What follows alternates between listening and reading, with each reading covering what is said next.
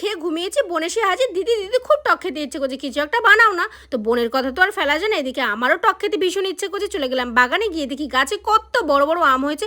বছরের প্রথম আম বলে কথা, একটু স্পেশাল কিছু না বানালে হয়। তো আমগুলোকে ভালো করে ধুয়ে নিলাম, ছিলে নিলাম, তারপরে টমেটো দিলাম। টমেটো আম ভালো করে কুচু কুচু করে কেটে নিলাম, তার সঙ্গে সাডমোলা জলজিরা তো ছিল, এটা দিলে কিন্তু চাটনিটা আরও সুন্দর খেতে লাগে। আমগুলোকে ছোট ছোট করে কাটার পরে আমি ভালো করে আবার ধুয়ে নিয়েছিলাম, আর বড় বড় করে যদি কাটতাম তাহলে দাঁতের অবস্থা বিচ্ছিরি হয়ে যেত।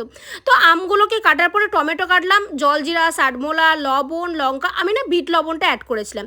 দেওয়ার পর সামান্য আমি লেবু দিয়েছিলাম, কারণ লেবুর গন্ধটা বেশ ভালো লাগে, গন্ধরাজ লেবু কিন্তু, হ্যাঁ। তারপরে আম আর টমেটোগুলোকে ভালো করে মাখিয়ে নিলাম, আর চাটনিটা খেতে যে কী ভালো লেগেছিল। সবথেকে বড় কথা, চাটনির যে ঝোলটা ছিল এটা তো আলাদাই ছিল, আর লেবুর যে একটা সুন্দর গন্ধ ছিল, উফ, চাটনিটা তো দারুণ লেগেছিল। আমাকেই তো খেতে দেয়নি, আর কারা কারা আম মাখা খেতে ভালোবাসে সেটা কমেন্টে জানিও। আজকের মতো আসি, টাটা।